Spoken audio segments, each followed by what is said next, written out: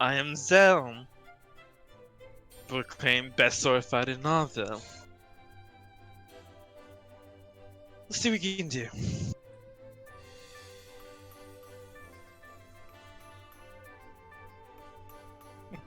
I am back. Good, because we're about to fight. Yeehaw! Go ahead and roll me for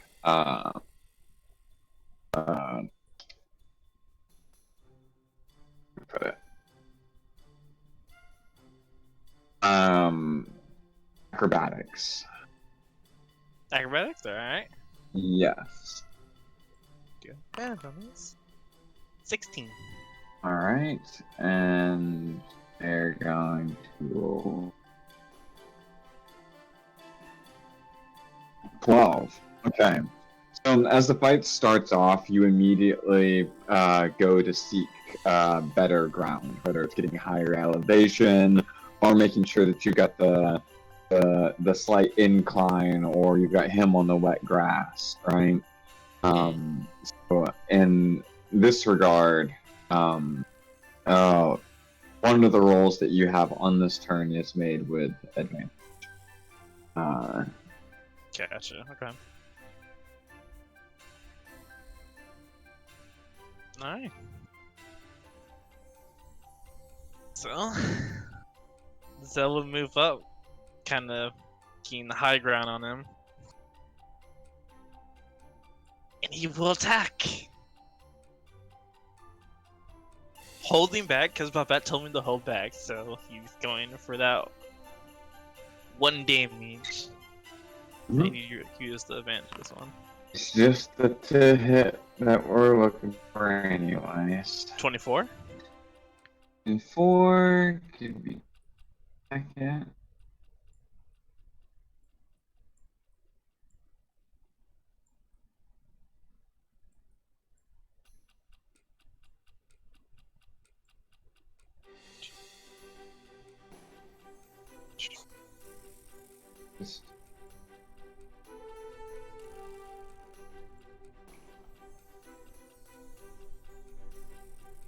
But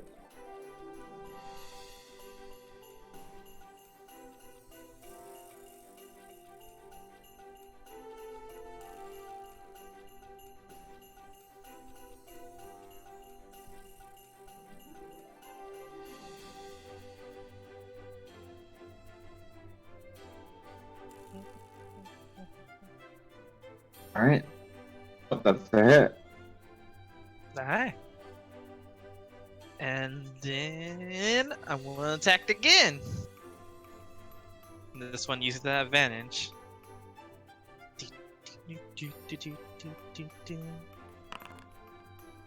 Thank God for that advantage. Yeah, 27. Oh, hit. All right. And anything with your bonus action?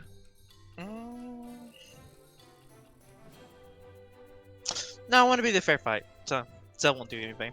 So, swordsmanship. All right. Managing, you get in there and there's a few as you kind of test each other's blades.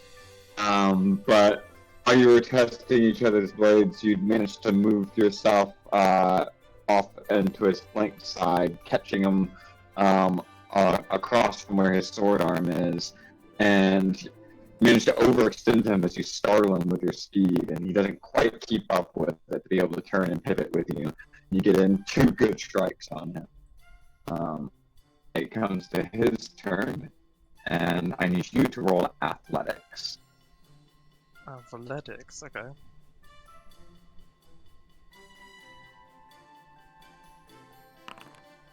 $19. That does not pass. So, as you manage to kind of get around to him with that surprising speed on the last one, you see as he as well kind of does this flicking motion with your blade on that last strike you do, and it throws your arm wide, and as you kind of set yourself back, you're both squared across from each other. And with that, you no longer have the advantage that you had had on it, and he now has advantage for this turn. Gotcha. Going to.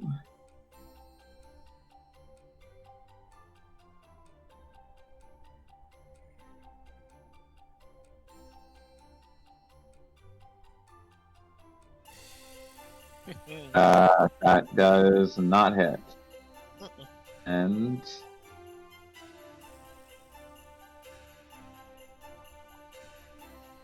alright, he's gonna take advantage on that one. Take the 18. And he is going to use one of his maneuvers for a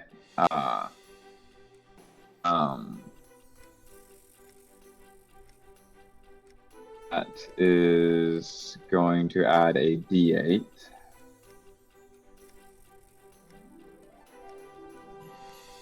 Where is it? So a 7, making that a 25 to hit. That would hit me. It's above 24. Alright, and so he is going to spend another superiority die to disarm you. And I need you to make a strength save.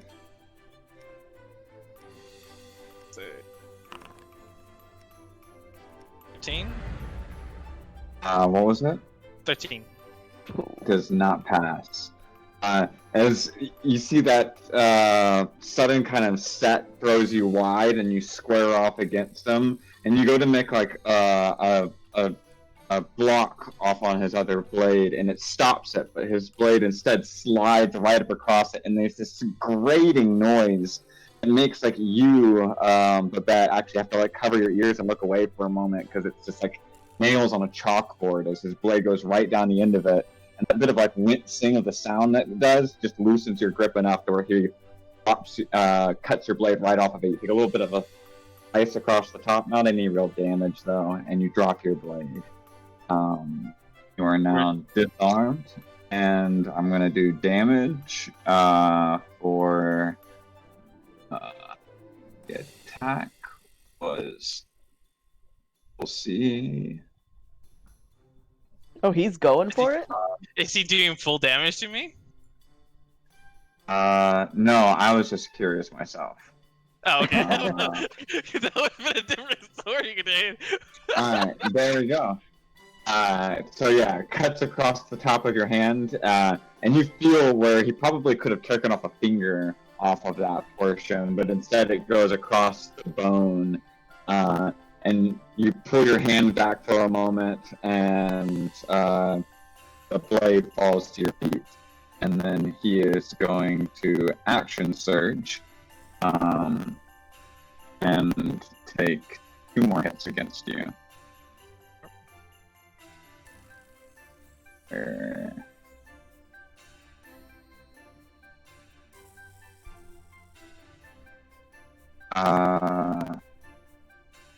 This one, he is going to use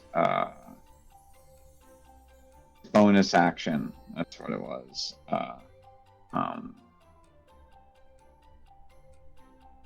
And use a bonus action on your turn to add the total to the damage roll, and to gain advantage on your next attack roll against the chosen creature within 5 feet of this. Sorry, haven't played a Battle Master in a moment, so I'm order on their ship mixed up. So he would have used that as the blade cut across it, then he action surges, and you see as with his he would have done his bonus action and then action surge. So he feints, bonus action, action surges, and then uses his fainting attack. Yeah. So that would make it where he attacked this one with advantage. Is another 18, meaning that he would then spend another superiority die. It's been a lot of superiority die. And had an 8 to that, so that would hit. And you get this point against you. And that ends the bout. And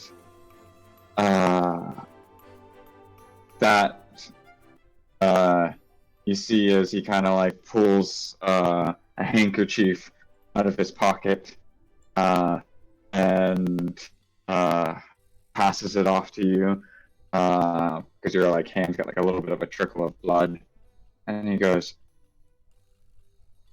"First bout, I'll have to admit, but you would have been explained enough up to this point to know that strikes count for a point, disarming somebody counts for 2 points, and knocking somebody on their ass counts for 3. Every round is determined by whoever won the most by the end of the round. So you got 2 points. You hit him twice. And he disarmed you and then managed to hit you. So he got you for 3 points. So he beat you by 1 point. You do best 2 out of 3 on these. There tends to be a moment in between each one where you get to take a moment to take a drink of water and confer with the other person. And he kind of walks over to the other side after handing you the handkerchief and goes over to his jacket and begins stretching again. And Zell kind of takes then kind of wraps it, kind of cleaning his hand a little bit. So those are how duels work. He goes kind of Bombay. Huh. Yes, you might want to step up your game a little. Disarm is for 2. Strikes with 2.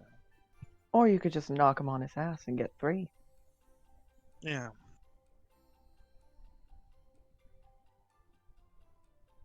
Alright. So it kind of gets ready. Alright. And roll me initiative again. Okay, let me Yep. Initiative.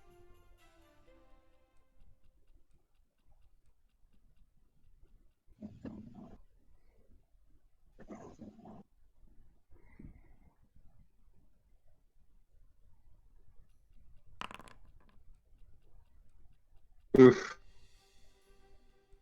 Right, on the initiative. 21.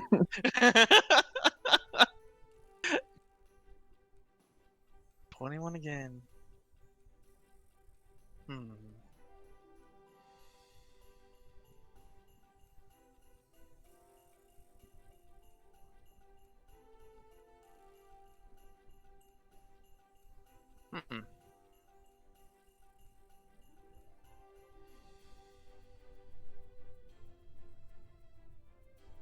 Alright. You have time. You have a short rest in between these. The Avalians put a lot of pomp in between their stuff. And it's like, so after he like gets done doing his stretches and he grabs his coat, he walks over to you and he says, "You will have time to redeem your title, no worries. How about on that stump in the middle of town?"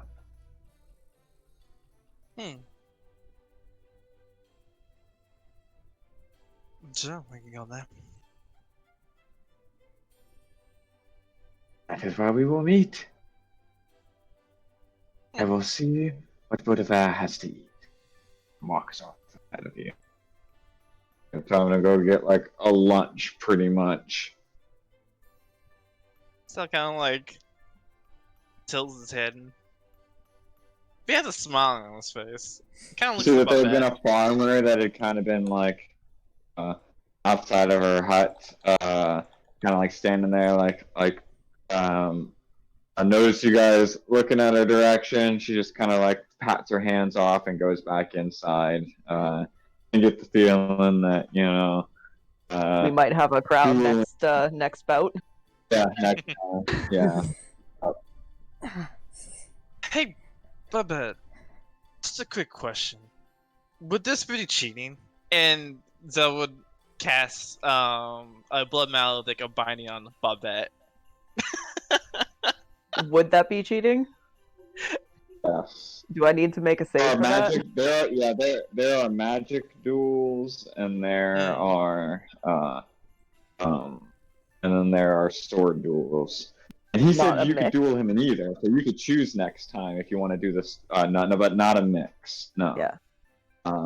Those are considered the melees where people were potentially going to get killed. Oh, okay. Separation of the two, like make it to where it's less likely that people will die doing it. Oh, okay. Yeah, So 'cause you're magic gonna have duels to can be go- Yeah, really so then quick. Babette would just Make a strength save though. she would Oh god. Because actually cast it on you. Oh god. I almost rolled a nat 20. You are restrained. Babette's just gonna look at you. I'm not telling you anything until you remove this. I mean, it removes. And he, like 6 seconds later, removes because he didn't amplify it. If you amplify it, it'd be a minute. Yeah, well, you can use magic next time if you'd like, but there's no way that you will get out with your reputation intact if you mix the two. Okay. I had a feeling. I just wanted to make sure. I don't know. Magic. He is a pretty good fighter. Does a lot of things Arthur used to do. Especially that feint. That feint was very interesting. A common tactic in duels. Anything to get the upper hand. Yeah, it's something to keep in mind. Maybe I should get something so I can't be easily disarmed. Might be good for future reference. Because if We you could fight always someone, just tie the sword to your hand. well, I mean, bloodthirster usually tend to use this one, and he switched to his glove and turned on the sword of the glove. This was a little hard to disarm. This is kind of attached. Yes, from what I've heard, disarming would be a quite a literal phrase in that case. Yeah. Actually, that's a good question. Would this be considered a magic, or actually a sword? Because it technically is a sword. So I kind of like ponders. The gauntlet? Mm-hmm. It casts magic. It's magic. How is that a sword? It's your hand. So it restrains on the ground and kind of like sweeps like a sword, and you see it cut. What the hell? The You sword. don't use it as a sword. I mean, use a lot as a sword. That was what I was doing last time. Remember? I, Rachel, do not remember that. I was using the fight we were in the hospital. Oh, okay. I think I probably just straight up didn't know that you were using it like a sword. Yeah, he can switch it. So you did, because I could switch it. One can be the sword. It's kind of hard to see because technically it's invisible. Yeah, Yeah. I would suggest not using invisible swords. That'll create rumors of cheating. Gotcha. Alright. I mean, this is the first time I ever dueled someone. Hanu used to spar, but Hanu case uses everything. Yes, there is a rigid set of rules for a duel. Hmm. It does look like we might have an audience next time. And she looks over to where that woman was. What you should suggest I should do next time, actually? I see him good Honestly, at hitting him, but I feel like he has the advantage in. he seems to be more martially focused. Although, who knows? He could pull something crazy out of his hat. But I would suggest give magic a try. That's what I was thinking of. I don't know what his wand does, or if he has any magic himself. It'd be interesting to see. But that was fun, actually. I still don't know why the rumor started off as a master swordsman. If anything, Zaman technically would be the better martial person. Well, I mean, this is Avil. People like to gossip. You have a bit of a reputation already. It's not unheard of for people to just start a rumor because they felt like it. Well, in any case, that was actually kind of fun, actually. It was interesting to fight someone who, in a way, was teaching me things. And it was interesting to watch you experience your first duel. I didn't do so bad, did I? So Well, strikes. you didn't get knocked on your ass, so I would count that as not doing too bad. Yeah, gotta find a way around the slam thing. Might do more defensive tactics of aggressive tactic too. Or you Try could just magic. hold onto your sword better. I look at Bobette and kind of like just like look at my arms. I mean, strength is not my forte. And you, like you said, I am martially capable, but it's definitely martial's not my aptitude. Well then, next time try magic. Yeah, definitely try magic. Definitely would be interesting. But in any case, he kind of like I think you have the cello? I have the. Oh yeah, Yeah. I Zell yeah I kind of moved it out of the way. Zell will kind of like go pick it up where you put it. Kind of put it on his Yeah, back. you probably should return that. Yeah. I mean, I hope they're kind of okay, and they kind of, from what she said, they kind of ran out. And I'm still actually thinking about that too. Do help though, not think as much, so kind of let it go for now. I have been given strict instructions to not let you get broody, so. I'm not broody. The duel helped. I was definitely going to be broody and thinking, but the duel was actually Perfect. really So fun. keep that in your mind while we return this cello. And Babette starts heading back to the Spa. yeah, Yeah. I mean, that's the best place to look. because it's gonna Make your way be there. another hour until the next bout. Yes, another hour. Yep. Exactly. And it takes you about half an hour to get out there from where you had gone out to the gypsy camp and the lakeside hut, and make your route back into Baudelaire and up through the gate of the spa. The door opens for you, and you take off your shoes. You can see that there's another. There is a coat there, cloak hung up on it, just a simple one. But it's the only one numbered amongst one that's you're putting there, as well as Arthur's that you can still see there with his boots there. And as you make your way inside, your two rooms are actually very simple, kind of like almost like log cabin-y kind of room, right? But the beds are massive, and there's this portion on the sides of each one of your rooms, kind of mirrored for each of you two.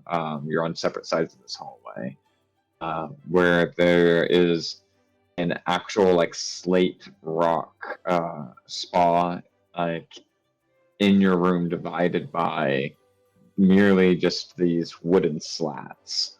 And the slats kind of pull along this groove and go back into it. But the rest of it's got this sort of really simple log cavity kind of feel. And you get some time to be able to eat some food and perhaps change clothes. And once you make your way out into the hall, you can see there's both of your rooms kind of open up their doors across from each other. And then once you get down like at around the same time, and you open out, and every one of you knocks on the other's door, and you step out into the hallway, and you can look up at where at the end there's the beginnings of a staircase, and just before it, like in the middle of like the archway, it's just this massive moose head, and and a sign that kind of hangs from below it that again is a very nice sign, but it just has and very well neat, even painted wording, attic. And you manage to go up there and knock, and Arthur says something, but not loud enough for you to hear. And you hear the sound of whispering. It's Around somewhere the in there door. with you. Arthur! And you see as the door kind of opens just as you ask that, and in the reflection across from him, he's sitting on a bed right now, like kicked back, staring up at the ceiling, where above him is this multi-horned candelabra, and the door opens on its own as you ask, "Is there somebody else in there with you?" And the whispering, like, and the door swings open on its own, and he turns and he looks at you, kind of from laying on the bed, and you can see past him this vanity mirror as sitting on the bed, like next to him in the reflection, is this ghostly apparition of a figure. You don't see them for about a moment before the wind kind of knocks the candles out for a second, and Arthur is like, "Yeah, of course I'm in here with somebody. It's the attic. He's probably not going to come back for hours now. Oh, You guys been up You to? managed to snag the attic room. Like, hmm. oh, yeah. What was the other person who had it? I guess they suddenly decided that they were going to be leaving early. The attic room tends to have that effect on a lot of people. Hmm. So you talked to ghosts in the mirror? So or there's more about this attic? Oh, like, I think 70-something people died, were like killed in this room right here. Hmm. Pretty crazy, right? As long as I'm not gonna say anything. I'd always heard that it was 60. 70 is way more impressive. Maybe it was 69. Oh my God. So doesn't know that what that joke is Vegas. They all did end up getting fucked in the end, so. Well, I guess you Well, have your fun talking If ghosts. you take up becoming a bard, only been in Orville for a little while, Zale. I think this might be a rush decision.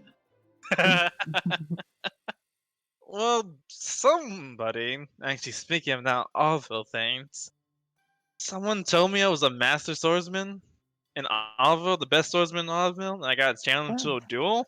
he has a. Actually, we should I probably remember find Willem this. saying something about that.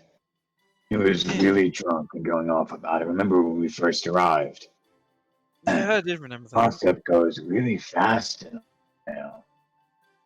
Can I roll an insight check Yeah, on that me shit? too. Yeah. Yeah, go ahead. 15, 20.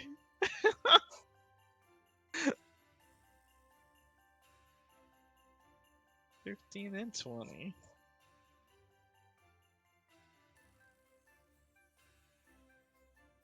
It's vicious as fuck.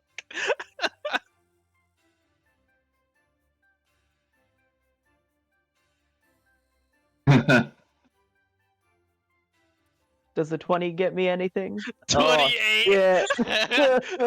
No. So we don't know. We don't know Uh. shit. And I guess we reduced spell really fast. Man, obviously. Really ought to talk to him about that. Yeah, I'm gonna have a word with him. But I mean, it was also fun. Yes, and we probably shouldn't be late. Oh, We did should find the you? owner of this cello and be on our way. Hmm. Arthur? No, I Oh, lost. so you still have another bout. Yeah, Yeah, we only got through the first bout. that's Oh, particular. I Much guess different that's what fighting. you're going to be doing for the rest of the evening. You really think you're going to be able to find this celloist at the same time? I thought we could give it a half-hearted attempt before we go. I mean, we could try. Oh, you can always go and ask at the grandstand. The It's the the place by the chopped down tree. Closest Alright. thing to a tavern they've got. Well, I guess we could go there and take a thing. I mean, we have to go that We're direction anyways. yeah, we're headed to the tree anyway. No, let's go there then. I We might guess have a I'll go crowd, with you. so it could potentially be a little bit easier to find the owner anyway. Well, we're gonna go then. You have fun talking to ghosts? Oh, the candelabra won't work for at least 3 more hours, so I'm coming with you guys.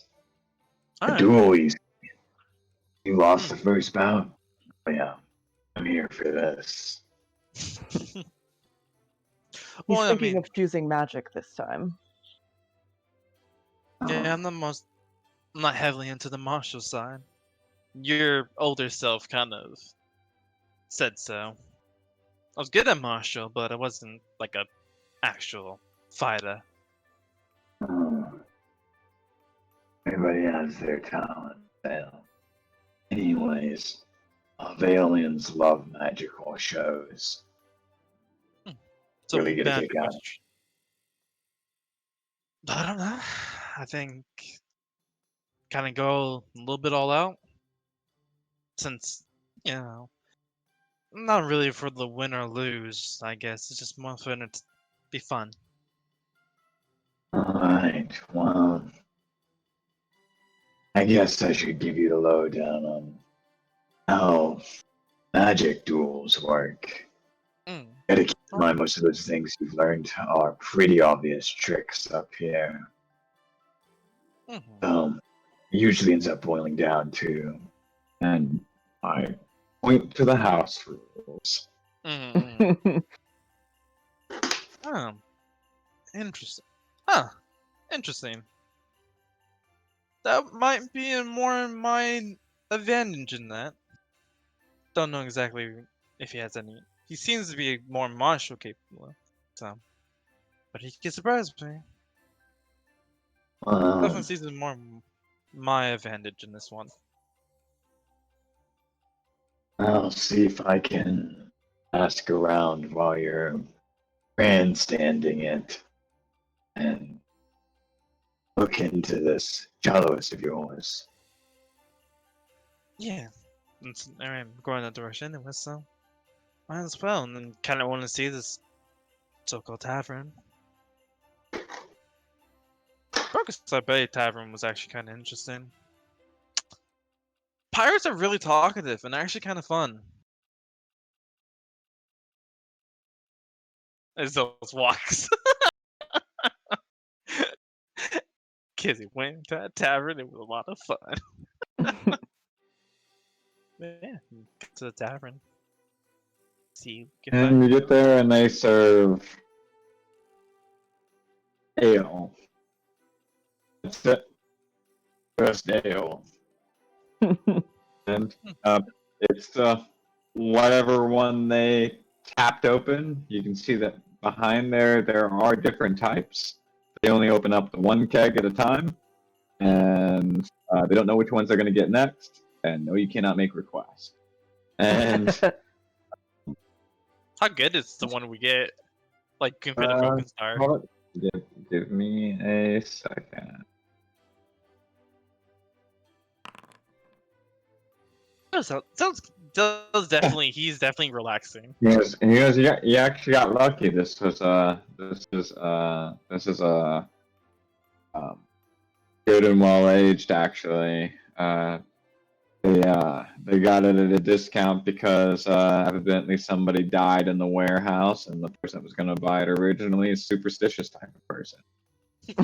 They're above their usual drinking bracket.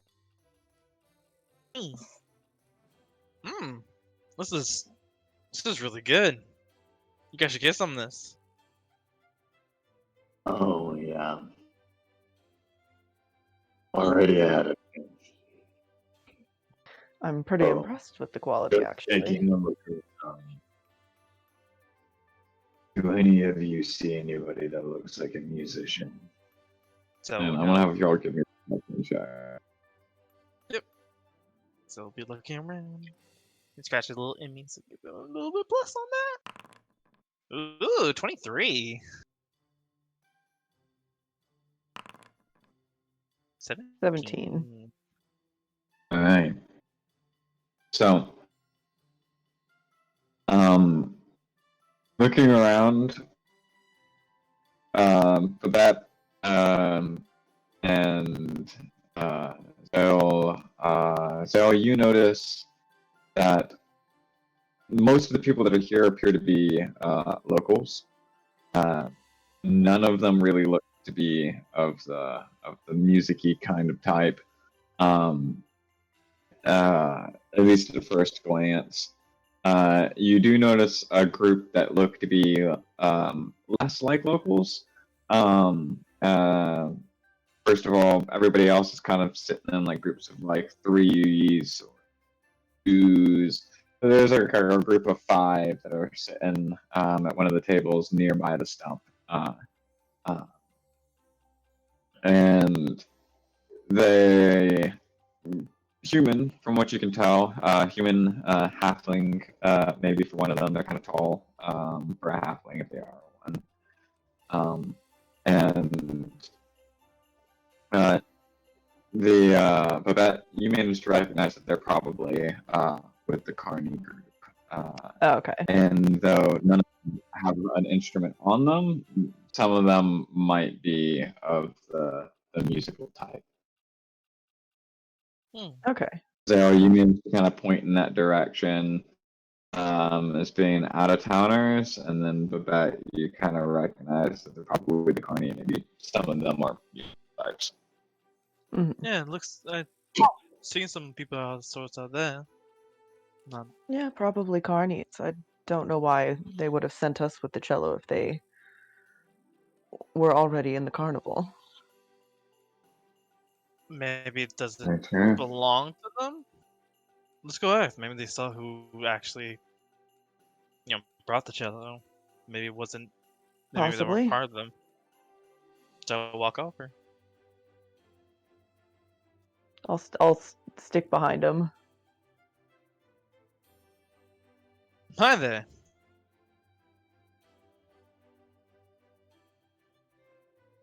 Ah. Drunk are they? Okay, they're all in like the middle of conversation and like the mid laugh, right? And they all stopped, laughed at the same time, and all turned to look at you kind of at the same time.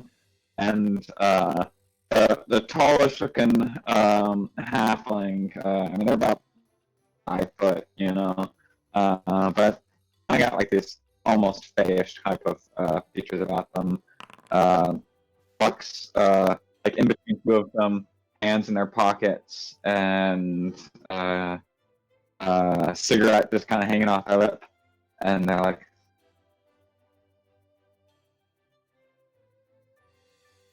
"So you came like talking with the madam."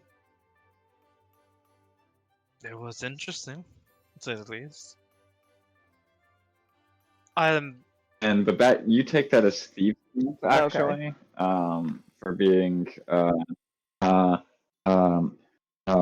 were you smuggling something for Madame Rousseau, or doing something of a smuggling kind of nature for her? Oh wow. so the nose piece gets himself Yeah. just goes no, quite interesting. Yes, it was a good reading. Speaking of which, I was actually wondering, do you guys know who this belongs to? And he shows like the shallow case. They look at, and he kind of walks around you, right? Looks it up and down. Walks back over to the rest of the group. They all kind of lean in for a moment. And you hear him like, Kind of like same time lean over and Babette got a whisper. Did I say something weird? maybe I Babette did, just- maybe I didn't. He turns around, looks at you. He sees he crosses his arms. You see he's got mean scars down his arms, both of his forearms, and he just, maybe I did and maybe I didn't. His eyes squint, and you know he's asking for a bribe. Yeah. Give me an insight check as you try to determine whether or not he's shaken down for information he doesn't have. Yeah, I'm gonna Yeah. roll insight.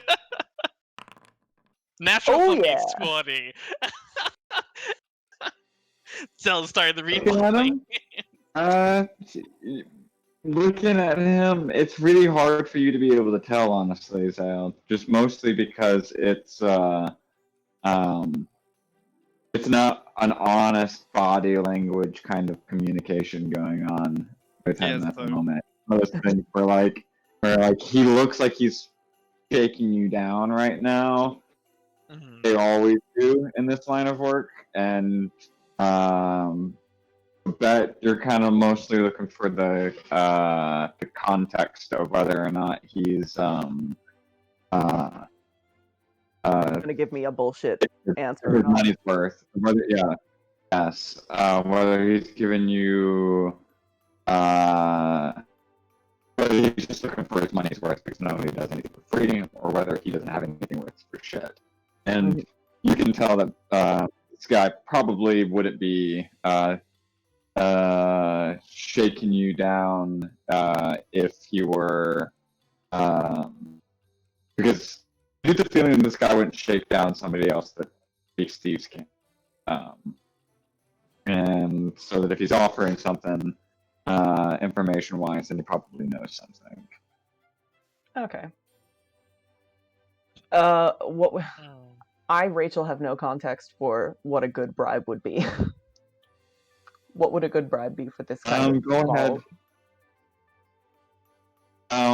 Go ahead and go with a silver piece, just because it's Okay. the context you just had with Madame Rousseau. Yeah. Okay. Yeah. So she flips him a silver piece. And takes it. He bites on it with his teeth. Flips it back, and one of the guys behind him takes it and puts it inside of this pocket and crosses their arms. And one of them that you had thought was also just a human, but with like really long, shaggy hair, kind of like the rest of them. You realize now is actually a furbolg, just with like the way they're dressed and the way they're sitting and like the way their hair is kind of like in front of their face makes them just look like a really shaggy haired person. And um, and the other person pulls after they kind of like put the coin in their pocket. They kind of you, Babette, are keen to watching this kind of stuff, and they're not too good at it, honestly. So you see as they just walk off from the money, right? And you know this will probably happen a couple of more times throughout the conversation on where that money bag ends up going, right? Then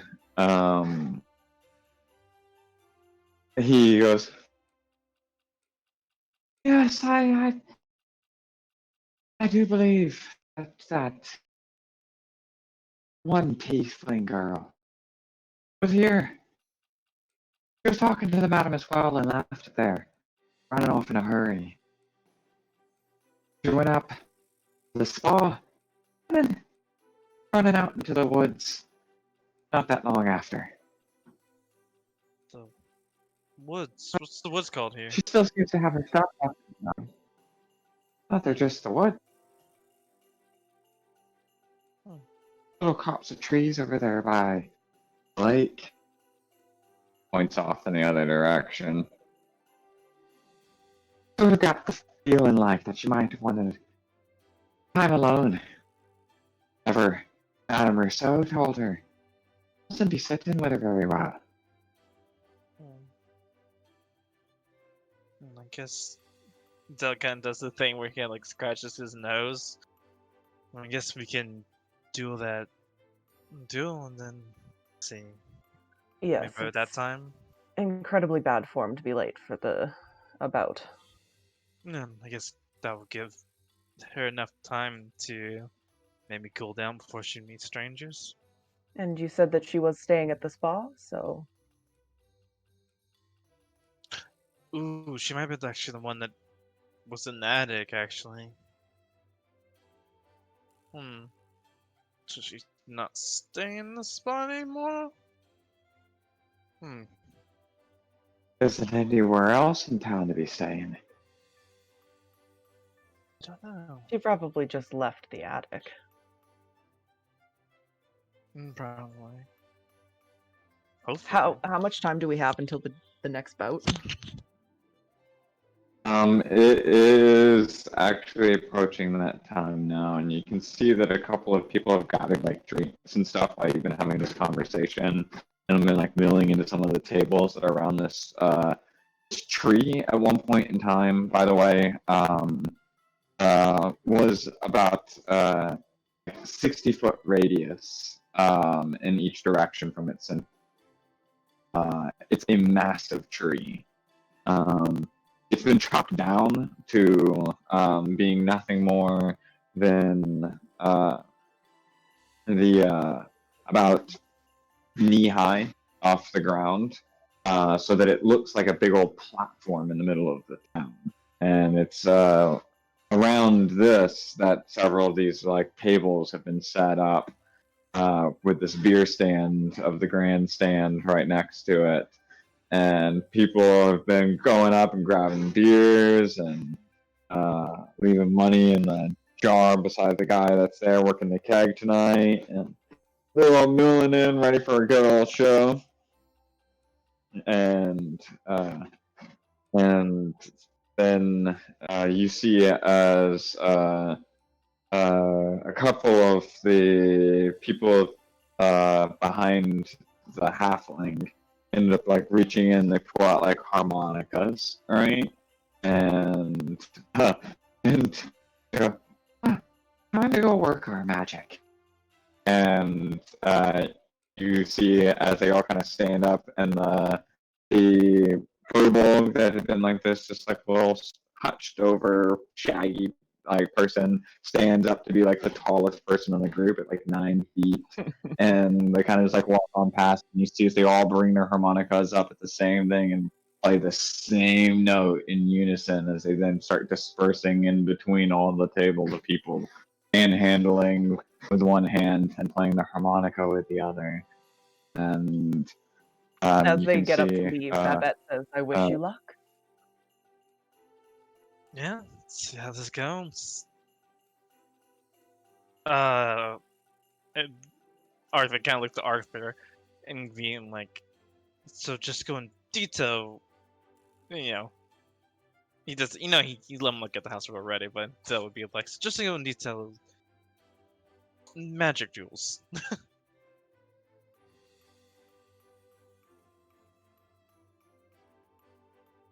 Well then, I guess. Magic tool. Alright. Well, this should be interesting. Let's go. And so we'll go to the stump. you see, as you get up there, you're doing the. You see that he's doing stretches and practicing like swings and stuff with this rapier in hand. You walk up and you see it's like you don't have your card drawn. And it's like, ah, you come to proceed the final match. Afraid of the humiliation. I'm afraid you're gonna be humiliated. We're switch it up. So be more my playhouse. I'll challenge you to a magic duel. Afraid of my blade, are ye? Need not be the greatest sword, be the greatest dueler. And I will show you that that is what I am. By blade or by spell. God! As he takes the sword, he throws it to the side and it embeds itself into the wood. And he pulls the wand out of its like ornate holster off of his other hip, right? It's like the same kind of fencer pose that he had been in a moment ago. And okay. That would like let down his like shield at the same time, and like clutch his gauntlet. Like, let's do this.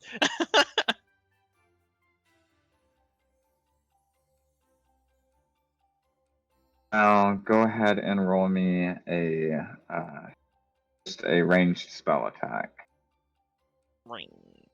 I could just probably use my arcane gauntlet because it's the same thing, right? Yep. It's +7. Exactly. Go ahead and give me an attack roll with your gauntlet. Rave. Fine with that one.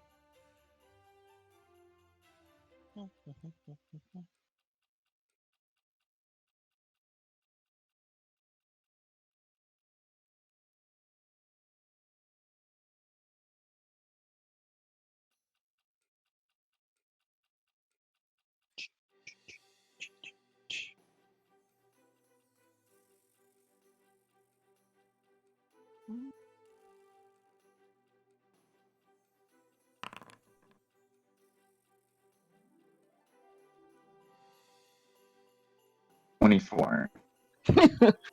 Alright. So that was put forward with 0 effort. Just using cantrip based, right? Now I'll roll for a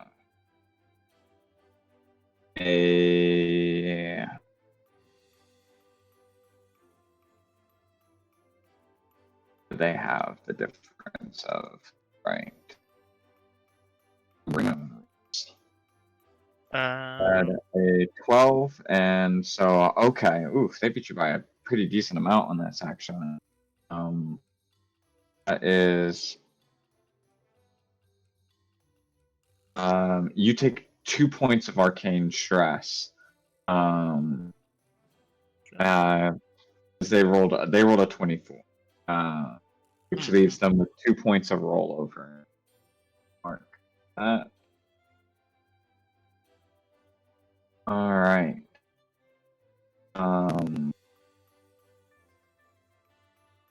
Now, you see as both of them he pulls out his wand and he pulls out his gauntlet, and there's this brief moment, Voldemort style, Harry Potter, where the arcane energy kind of crashes with each other for a brief moment. What is the color of your magic again, by the way? It's blue with white in the middle. Okay, cool. So you see like this white crackling beam of energy hit, and then there's this sudden crackling of blue like waves that come spilling off of it, almost like solar flares. And meeting up against it on the other side, you see another like white solid ray of energy hit from the other side, but it lets off these flares that are pure gold in color. So on one side you see blue coming off and then gold coming off from the other side. And let's go ahead and roll another attack roll. Much better. Nice.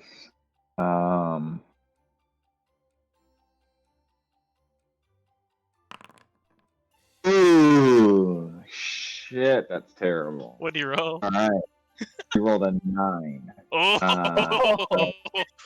That's for 3 points of. All right. Hold up a second. That's actually no. That's his full charisma mod. So that's all. Haha! That's all. Let me make sure. I want to make sure I'm doing my rules right before I call this. If you arcane threshold, you fall unconscious. You have a number of arcane stress points equal to your spellcasting modifier. Casting modifier is +3. So is the 15-point spillover between 9 and 24. You see as for one brief moment there's this it hits in the middle, and you see as it is from his side like a battering ram, and it cascades against Zale's energy, and it like pushes it back several like meters towards him, and you can see almost like this like a bar of color, the growing from his side more golden as the blue breaks down, but then all of a sudden you see as the light that had been kind of flowing off from around Zale's blast, like solar waves, kind of suddenly twist around the entire arcane ray that he's got. And you see like bands, it snuffs out his entire flames, and you watch the other guy fall unconscious onto the stage. A bunch of people were just sitting there, like barely even realized that the thing had started, right? We're like mid drink, and they look over this light flash, and then they just like, what? And like there's some like claps, and like you see as the people that have been going through playing harmonicas kind of like cue it up in the moment, all right? And Gustav is unconscious for just a moment. He kind of blinks through to the other side. You see as he like digs his like he sees like reaches up and grabs a hold of the handle of his rapier, still like stuck into the tree from when he'd like tossed it into the wood earlier. He pulls himself up on it, and he kind of like wipes his lip. And he looks at you, and he goes, for now, and your title. This is not the last you have heard of Gustav! Turns and he runs off. Hey, if you ever want to battle again, I'm I'll all. have one more bout. Is there one more bout? 2 out of 3. They don't end that's on a fine. tie. Mm-hmm. You got But- another hour. Well, it definitely seems like magic department I am definitely good at. It would definitely appear that way. Though he did surprise me in the first one. I wasn't expecting that. But he did have a kind of he pushed a little bit too hard, limiting the weaknesses in his defenses. There's just finding a way around it. I admire his tenacity, though. I do too.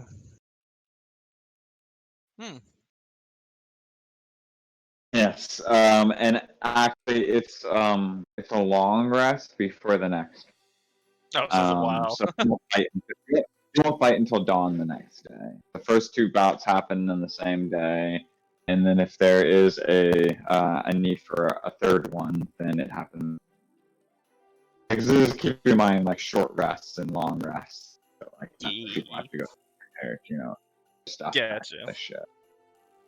Well then. But yeah, we'll call it with that. You kind of look around that there's a few people have started up to dancing now that there's musical accompaniment, and the music is going a little bit more livelier because they've been paid a little bit more money now, and as night kind of carries on for a little bit, you start to look around, trying to see if perhaps you can spot a tiefling in town. And we'll pick that up at some point. Gotcha. Yeah, definitely. When you definitely see like when he's on the stage though, and like kind of bought that there and everything like that, you see for the first time ever, I think anybody see a genuine smile from coming out of Zell, like a very boyish smile, and he's having fun, like actual fun. I love the idea of now Zale's just gonna run around challenging people to duels. No, it's just the atmosphere is Yeah. what he's really happy about. He's smiling. It's a very boyish smile. Is that the last you have heard? Gustav! I love Gustav. Yeah, but the funny thing is just like my man's actually went through seeing the most open Zell has ever been amongst the two mains. And Babette has no context for how weird this is. Yeah. And the next tools thing is either something that is an immediate, like we both agree, let's do it with this one, or it's in general he's going Coin toss? to a sword fight. Yeah, exactly, a coin toss.